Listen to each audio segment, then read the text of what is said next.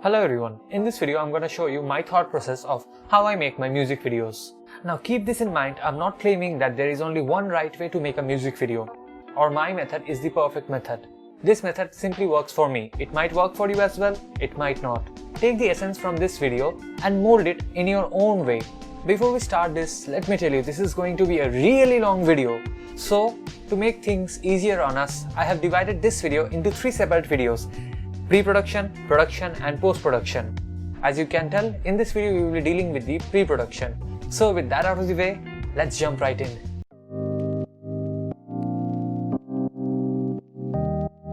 For this video, we will be using Leaning On by Romit Das as an example. Romit is a good friend of mine and we have been working on this video for past 3 weeks now. Last time we made yellow clothes for him. You can check that video out here. So 3 weeks prior to this day, Romit called me up with this awesome track. Link to the track can be found in the description, and he wanted to make a video with retro vibe in it.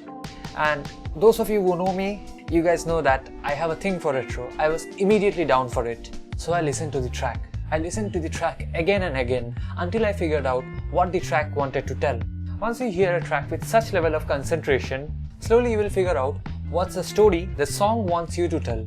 Considering he had his cover art already prepared, we tried to emphasize that idea in our music video. A wise tip I can give you for this step would be, the best way to have a good idea is to have a lot of ideas. Go all guns blazing out when it comes to ideas. Write everything down in a notebook if you prefer the pen and paper, or you can also use apps like Evernote or Notion. After this, it's time to move into the second step.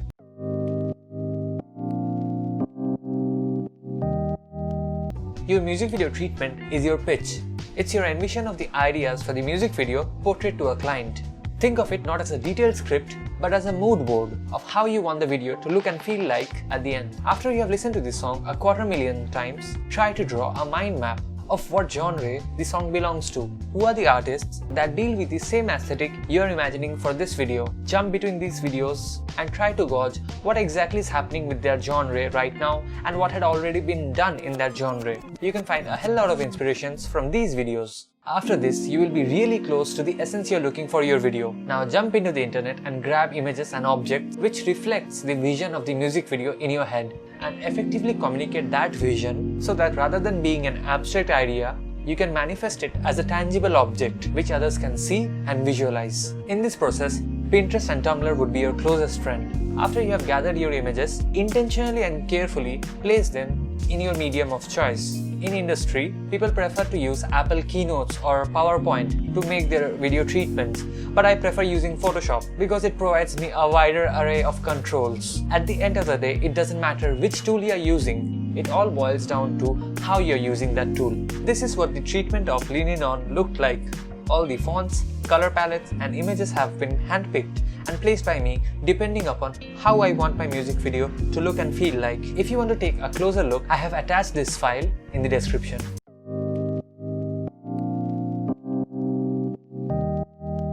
After you have completed your treatment, it's time to sit down with the artist and discuss upon the story which both of you agree upon. This is the phase where there might be clashes of ideas, but that's a good thing because after you have finished the discussion process, the story that you get is much more refined and true to the interest of both the artist and you. And always remember, the story is the king. You might get a multi-million-dollar budget, you might get the world's best camera, but with bad story, your video is going to fail.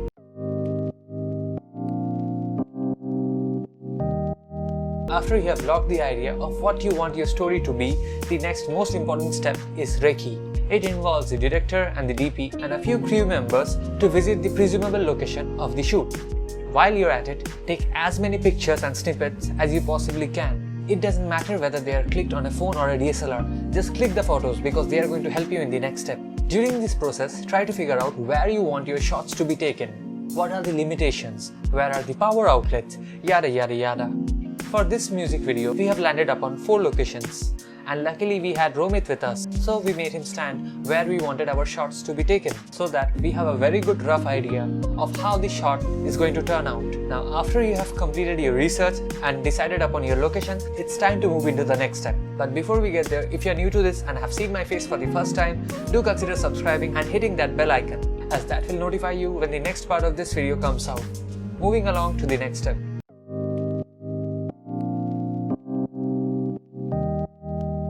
These are the two most important parts which will directly dictate how conveniently you can make your music video. For making the music video, firstly, classify the lyrics and the music into various subsegments based upon the timing, the completion of lyrics, or some other patterns which you think is important. The format that I follow is timecode for the lyrics, followed by the duration of that portion, followed by the lyrics which is covered in that section. You can use any program for this, whether that be Google Docs or Evernote. Both of them are free and wonderful options. Now after you have segregated your lyrics, it's time to assign shorts to the various subsegments that you have created. I follow a specific format to segregate my short divisions in Google Sheets. I will leave down the template in description so that if you want you can have a look at it or you can use it in your own projects.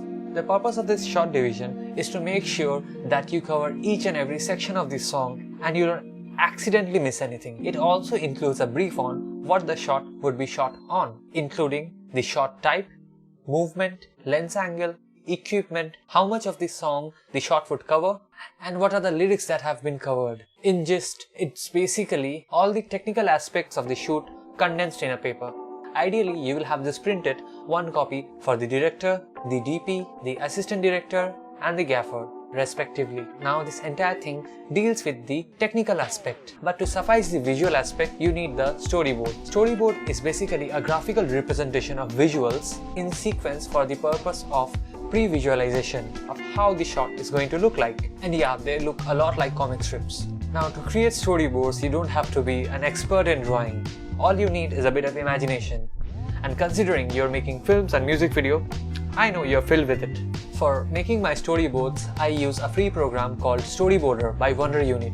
It's a phenomenal piece of software, period. You can directly draw a storyboard inside it, or probably use their shot generator to create your scenes from scratch. And considering they have a wide array of objects, humans and lights pre-built into them, the process becomes really convenient. And if you so desire to use Photoshop to draw your storyboard, you can do that. You can open these files in Photoshop and all the changes you make in Photoshop will be carried forward to the storyboarder. This is just a basic overview of the process of storyboarding. If you want a detailed video on how I do my storyboarding, leave a comment down below and we will take a deeper dive into storyboarding. Until then, let's take a deep dive into the next step.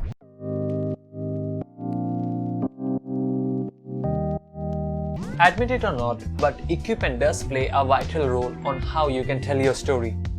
For this video, the whole music video had to be shot entirely on night, so it was really easy for us to go forward with Sony, because undoubtedly Sony is the king of low light. But camera only plays this much importance if it is placed alone in the shot. You need supporting equipment to accentuate the value you get out of your camera. For stabilization, we would be using a Moza Aircross 2, kindly sponsored by my friend Shovik Das. He's a wonderful friend and a really good human being. Do consider following him in Instagram. Now, since 90-95% of the video would be shot at night, that too in an exterior location, we need to plan for some good lights. Our choice was revolving around Aperture Space Light, but I don't know why sellers in Amazon India just want to rob Indian filmmakers. The Space Light costs $50 in Amazon.com, but the moment you jump into Amazon India, the cost flies up to $177. Like, why? You can essentially get 3.5 Space Light for that. And it doesn't end there. You need a good light like Aperture 120D so that the light can be easily distributed within this Space Light, which again roughly costs around $700 in Amazon.com. But when we jump into Amazon India, guess what? They don't have Aperture 120D. Like Indian filmmakers, we need Aperture 120D. What are you talking about? We don't need Aperture 120D. Let's just not list that in Amazon.in. So it's DIY time. I watched as many reviews of Aperture Space Light as possible, keeping in mind the dimensions, the material used. And after countless videos on YouTube, I finally made my DIY version of Aperture Space Light. And for the main light source, I developed a contraption so that I can place a generic LED video light inside it. So now we have a portable light source which was cheap to make, has a good bright source of light and is light in terms of weight. Get it? Now don't worry, I will also make a video on how I made that light so that you can also make that light in your home. But for that, do consider subscribing, otherwise you will just miss that video. I know you. Now the second equipment that we needed was a snorri cam. Now for all those who don't know what a snorri cam is, basically it's a contraption which is a fixed extension from the talent's body. It's generally used to get a beautiful disoriented POV shot. But guess what? Amazon India be like, we don't sell that here. So again, we had to DIY. After a hell loads of designing, redesigning, cutting and drilling, we finally made our own version of Storycam. Now if you want to see a video how we did that, then leave a comment below and I will show you what went into it and how we made it work for us. That's the end of equipments. Now it's time for the last step of pre-production.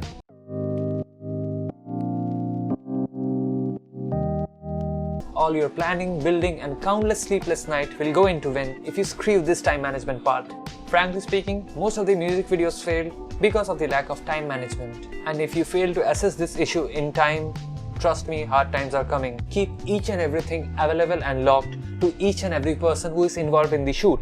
From the gaffer to the talents to the caterers. Everyone should know when they are supposed to arrive and by when you're supposed to wrap it up. I know when you begin, it's much more desirable to just wing it.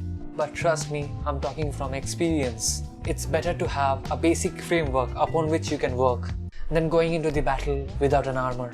I don't have any specific format for timekeeping, but I make sure before the shoot day starts, my cast and crew knows when are they supposed to arrive, where are they supposed to arrive, what would be their means of transportation, what's the minimum portion of script we are supposed to shoot before the lunch break, what's the tentative time for packup, what's the minimum portion of the script we are supposed to shoot before the final packup. Addressing these basic 6 W's will give you enough of a headroom to get started. Keep in mind, these are the basic frameworks, the minimum criteria. You can take a much deeper dive into it based upon your curiosity. Just make sure that you have these basic questions sorted. Phew, that was a long video. Next week we will take a deeper dive into production or the actual shooting part of this video. Now if you want to be notified, don't forget to hit the subscribe button and click that bell icon. And if you have enjoyed the plethora of information in this video, do consider liking this video. It actually makes a difference. All the relevant information and topics I have discussed in this video can be found in the description. And if you want to know how I DIY'd this lighting setup, you can click the video here. And I will see you guys in the next video. Till then, keep creating.